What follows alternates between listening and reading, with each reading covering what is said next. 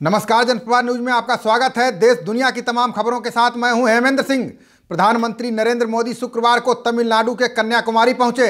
PM Modi ने तमिलनाडु में 2,995 करोड़ रुपए की विभिन्न राजमार्ग परियोजनाओं का शिलान्यास और लोकार्पण किया। मोदी ने कन्याकुमारी में आयोजित जनसभा में संबोधित किया। पीएम ने अपने भाषण की शुरुआत विंग कमांडर अभिनंदन की बहादुरी से की।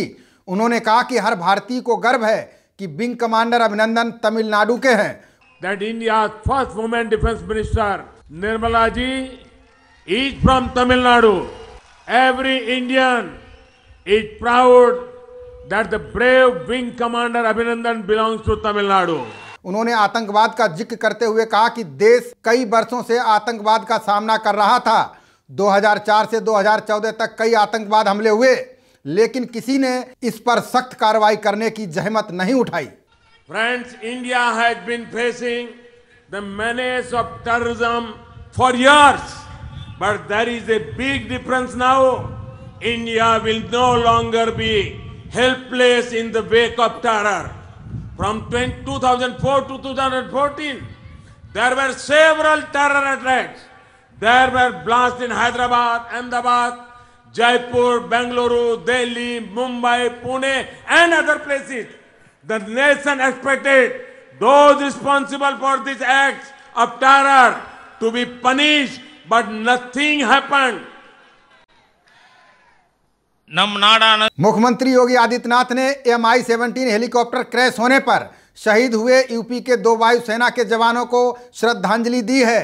उन्होंने कहा कि देश की सीमा की रक्षा करते हुए कश्मीर के बड़गांव क्षेत्र में आज सुबह क्रैश हुए भारतीय सेना के हेलीकॉप्टर में यूपी ने अपने 2 वीर सपूतों को खो दिया है। योगी ने कहा कि वायुसेना के शहीद जवानों के परिजनों को 25-25 लाख रुपए की मदद दी जाएगी। साथ ही सरकार शहीद परिवार के एक सदस्य को नौकरी देगी। ग्रेटर नोएडा के बादलपुर पहुंचे गौतम बुद्ध नगर के सांसद और केंद्रीय मंत्री डॉक्टर महेश शर्मा ने 83 नई परियोजनाओं का शिलान्यास किया। उन्होंने प्रोजेक्ट के बारे में जानकारी दी। डॉक्टर महेश शर्मा ने कहा कि ये प्रोजेक्ट लगभग 37 करोड़ रुपए की लागत से बनाए जा रहे हैं। नोएडा से जेवर तक बगैर किसी रेड लाइट के रोड बनाई जाएगी। मयूर विहार से जेवर एयरपोर्ट जाने में एक भी रेड लाइट नहीं। मेरठ जाने का रास्ता मात्र 45 मिनट। गुड़गांव मानेसर जाने का रास्ता मात्र 1.25 घंटे में। केंद्रीय मंत्री डॉक्टर महेश शर्मा ने कहा कि आज पाकिस्तान विंग कमांडर को वापस भारत भेज रहा है। फौजियों का अदम्य साहस, उनके घर में घुसकर F-16 जैसा वायुयान जो सिर्फ अमेरिका के पास है और जिसकी ताकत का दूसरा हवाई जहाज राफेल अभी हमारे बेड़े में आया भी नहीं है, लेकिन हमारे मिग के पायलट अभिनंदन ने उस जहाज को गिराया है और आज उसकी सकुशल वापसी भी हो रही है। राष्ट्रीय जनतांत्रिक गठबंधन एनडीए की आगामी 3 मार्च को पटना में आहूत संकल्प रैली की तैयारियां सासाराम में भी जोरों पर हैं। भाजपा सांसद छेदी पासवान ने सासाराम में रैली को लेकर प्रचार रथ को हरी झंडी दिखाकर रवाना किया। सासाराम के तकिया मोहल्ले से ये रथ रवाना किया गया, जो पूरे लोकसभा क्षेत्र में भ्रमण करेगी। बताते चलें कि एनडीए के इस संयुक्त रैली को लेकर घटक दलों की भी तैयारियां जोरों पर हैं। भाजपा, लोजपा, जदयू के भी कार्यकर्ताओं द्वारा लगातार प्रचार वाहनों तथा रथों को रवाना किया जा रहा है। बिजनौर कलेक्ट्रेट में प्रशासनिक अधिकारियों, किसानों और चीनी मिल अधिकारियों की गन्ने भुगतान को लेकर हुई बैठक बेनतीजा रही। इस बैठक में बिजनौर व चांदपुर चीनी मिल के अधिकारी नहीं पहुंचे। अधिकारियों ने फिर से किसानों को जल्द ही भुगतान करने का आश्वासन दिया। किसानों ने अपना आंदोलन जारी रखने की बात कही। इसमें मेन 2 चीनी मिलें वेब ग्रुप की हैं, बिजनौर की और चांदपुर की, जिसको लेकर किसान यूनियन के अंदर आक्रोश है, जिसका पिछले साल का 62 करोड़ का भुगतान नहीं हुआ है।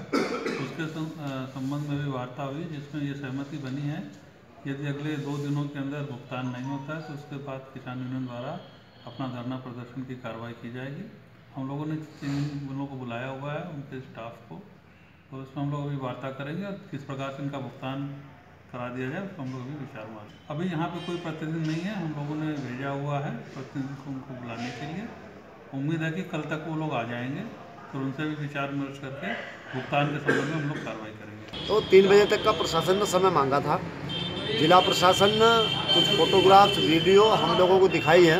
तो जिला प्रशासन ने नोएडा, गाजियाबाद और अपने धनौरा और बुलंदशहर में दबिश दी है, जिससे उनकी दबिश से ये प्रमुख सचिव गन्ना लखनऊ के पास और गन्ना मंत्री के पास भागे हुए हैं।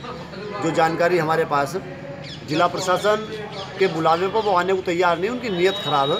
इस पर अब हम लोग भी बैठे हैं और हमारी रणनीति हम तैयार करेंगे और अपनी रणनीति तैयार करेंगे। आगामी हम कोई घोषणा करेंगे और आंदोलन जारी है, आंदोलन जारी रहेगा। केंद्र की मोदी सरकार की कैबिनेट बैठक में उत्तर प्रदेश के लिए कई परियोजनाओं की घोषणा की गई। इनमें सबसे महत्वपूर्ण फैसला मेट्रो के विस्तार को लेकर किया गया। केंद्रीय वित्त मंत्री अरुण जेटली ने कहा कि केंद्र सरकार की कैबिनेट की बैठक में फैसला लिया गया है कि कानपुर और आगरा शहर के लिए मेट्रो ट्रेन परियोजना को मंजूरी दे दी गई है। इस परियोजना के लिए यूपी सरकार आगे के कामों को अंजाम देगी। केंद्र सरकार यूपी सरकार को हर संभव मदद करने को तैयार है। यूपी के जनपद महाराजगंज में आगामी लोकसभा चुनाव को लेकर जिला मुख्यालय पर सपा ने किसान एवं मजदूर आक्रोश रैली का आयोजन किया।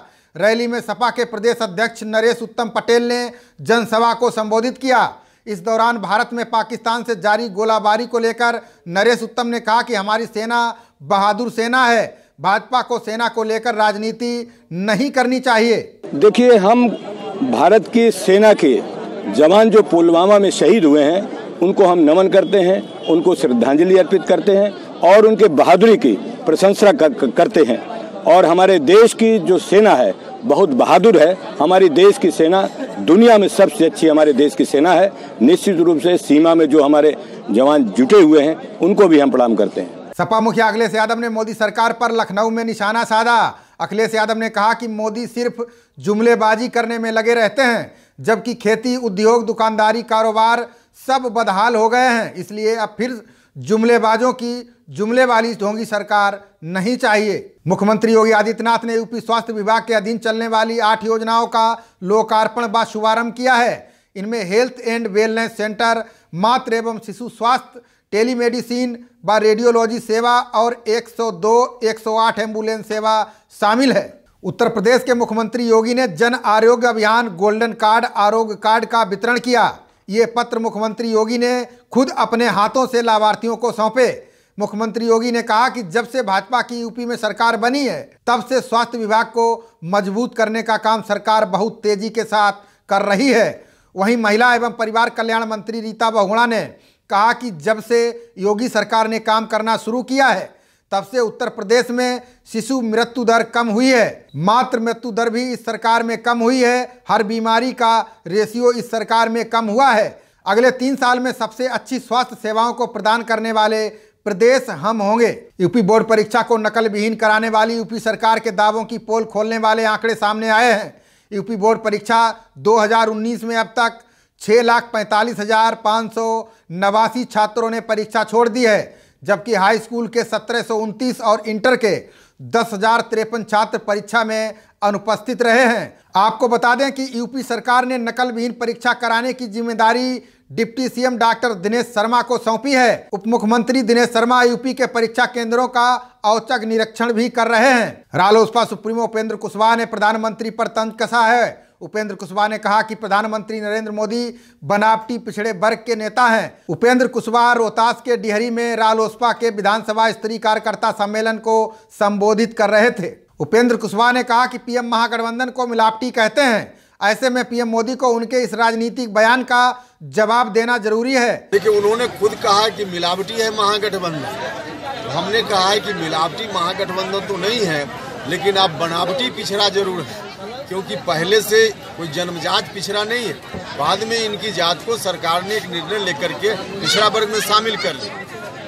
जिस समय जन्म हुआ इनका उस समय से पिछड़ा नहीं है, इसलिए हमने कहा कि तो सरकार के द्वारा एक डिसीजन लेकर बनाया गया, तो बनावटी पिछड़ा है, असली पिछड़ा नहीं। रोहतास जिला के चेनारी स्थित मध्य विद्यालय भरंदुआ के छात्रों ने आज जमकर हंगामा किया और स्कूल में भी तोड़फोड़ की। आक्रोशित छात्रों ने विद्यालय के समक्ष सड़क पर आगजनी कर चेनारी जाने वाले पथ को जाम कर दिया। छात्रों का आरोप है कि विद्यालय द्वारा पिछले 5 सालों से छात्रवृत्ति तथा पोशाक राशि का वितरण नहीं किया जा रहा है, जिस कारण उन लोगों के सामने समस्या है।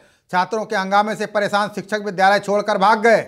मौके पर पहुंची पुलिस ने छात्रों को समझाने का प्रयास किया। छात्रों ने तमाम समस्याओं से अवगत कराया है। 1 दिन 2 दिन मिला है, खाली शुक्रवार को 1 दिन 2 दिन उतने नहीं पढ़ाते हैं।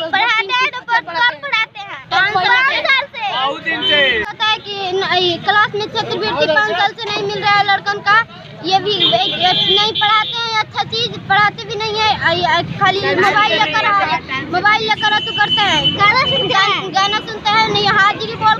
बैठ जाते हैं, कुछ नहीं देते हैं, ये भोजन भी नहीं बढ़िया बनता है। क्या ये सब कौन शाहजहांपुर में मोबाइल टावर से बैटरी चोरी करने वाले गैंग का पुलिस ने बड़ा खुलासा किया है।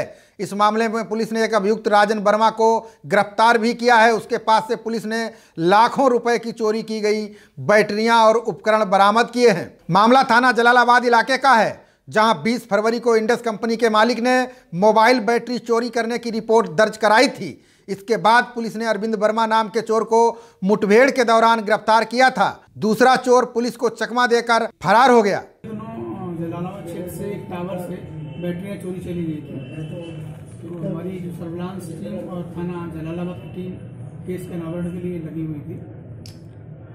एक अभियुक्त इसमें शाम को गिरफ्तार हुआ है, जिसके कब्जे से जो बैटरियां गई थी कुछ बरामद हुई है। जिस गाड़ी में वो ले जा रहे थे वो गाड़ी भी बरामद हुई है। नारी शक्ति महिला संगठन ने लखनऊ के हजरतगंज चौराहे पर सैकड़ों की संख्या में एकत्रित होकर भारतीय सेना का उत्साहवर्धन किया। संगठन ने विंग कमांडर अभिनंदन को पाक आर्मी द्वारा छोड़े जाने की खबर पर खुशी जाहिर की है। साथ ही विश्व पटल पर भारत की कूटनीतिक विजय को लेकर नारों एवं पोस्टर के द्वारा अपना उत्साह एवं समर्थन दर्ज कराया। कार्यक्रम में संगठन की राष्ट्रीय अध्यक्षा आरती बेहरा के अलावा तमाम कार्यकर्ता मौजूद थे। देश दुनिया की तमाम खबरों के लिए देखते रहिए जनप्रवाद। नमस्कार।